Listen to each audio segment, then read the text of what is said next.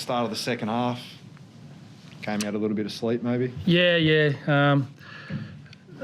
If you look back on all our games, I don't know what it is after half time. 20 minutes after half time's for some reason our worst. And yeah, they just come out and they ran hard. There was no sort of trickery to their start to the second half. You know, their first try was just a barge over try guy, sort of ran harder than we were prepared to tackle. So yeah, we fought hard, but I thought for most of the night, I just spoke to the players about this, we just looked a bit tired, and I don't know why. You know, statistically, it doesn't point to us having a reason to look tired. Like possession, I think it was 50-50. But we looked out on our feet on both sides of the ball, you know. So we'll have to try and look at why that was, yeah. I know you probably often don't look at the last try that you scored, but it might prove to be very important in the context of your season. Josh is still alive. Yeah, that's what, you know, we're disappointed. We wanted to, you know, go in the front door, not have to try and sneak through the back door, you know, and it would have been nice to win tonight, but, you know, we've got a pulse.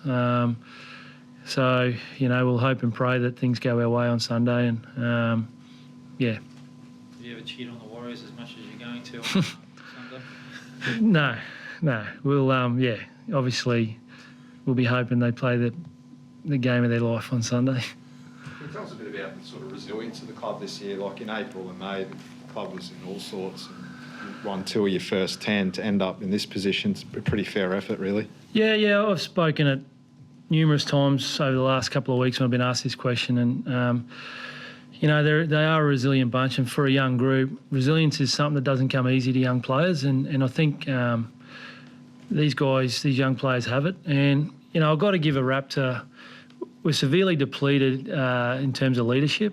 A lot of our leaders are on the pine at the moment, you know, in terms of being injured and not available. So guys like Aaron Woods and Aidan Tolman, you know, even Matt Moylan to a degree, like he's played a lot of footy, Matt. You know, those guys have really tried to rally around the young fellas, and I think they've done a great job of that. Andrew Fafita not playing, but he's taken it upon himself to be a leader as much as he can while not playing. So, yeah, the resolve our young guys has shown, I think, is a good sign for the future, because, as I say, it's often the hardest part to coach into a young footballer, is that resilience and that ability to hang tough when it gets tough. So, yeah, and I thought tonight resilience and resolve wasn't what hurt us. I just thought, you know, their spine, and I highlighted this before the game, everyone spoke about who was missing, but their spine was still elite. And I just thought they, against our sort of younger spine, I thought their spine was just,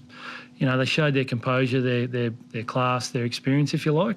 But our guys, just wasn't for lack of trying. They tried their backsides off, but, you know, we just got probably outpunched a little bit tonight by you know, the composure and class of their key players. You referenced that tiredness that you can't really explain. Do you think maybe all the sort of the turbulence of the season might be slowly catching up without them realising it? Yeah, it's a good point, possibly. Like, well, there was no sign of it. You know, on reflection now, the bus ride down here wasn't great. We got stuck behind 2 accidents, and we got here 45 minutes later than we would have liked to. So who knows? Maybe that played a part. You know, and I'm just thinking on my feet here, but because there were no signs during the week. You know, there's a lot of energy. They were really up for the game because of, you know, they were very aware of the circumstances. You know, so. We'll look at, as I say, the energy factor, because, yeah, they just looked a little bit tired tonight, more so than they have at any other time during the year. What's your movement's going to be? Because you've obviously played early in the round. What are your movements going to be the next 2 days, and what's your plan for Sunday when that game's on? Yeah, obviously we'll be glued to the TV Sunday. Tomorrow we'll review this game. We'll do our recovery as normal, and, yeah, we'll prepare as though we've got a game to play next week. You know, I really hope we have a game to play. You know, these guys, they want to play again. You know, they're disappointed, but they want another chance. You know, and while we looked maybe a little flat tonight, you know, I'll back these guys to be up for the occasion if we get that chance. Yeah. Kennedy to Katoa on the right there is just absolutely humming at the moment, isn't it? Yeah, you know, you know, Will's been great all year, and I'm really happy for Sione. Like he, you know, being away from his family's been tough on that guy. I can't tell you how tough it's been on him, and we got others in the group who are away from their family, and the way he's bounced back the last 2 or 3 weeks, he's been near our best. Some of his he's back to his best, and so again, you talk about that resilience, that resolve. Like he's, you know, yeah, it's a day in, day out, it's a hard slog for Sione at the moment, but he comes to the game and he does what he does, you know, so credit to him, and really, you know, we're all really proud of him and happy that he's, you know, the weekend comes around and it's like an opportunity for him to do what he loves and forget about, you know, the challenges for a moment, and he's going out there and he's been awesome.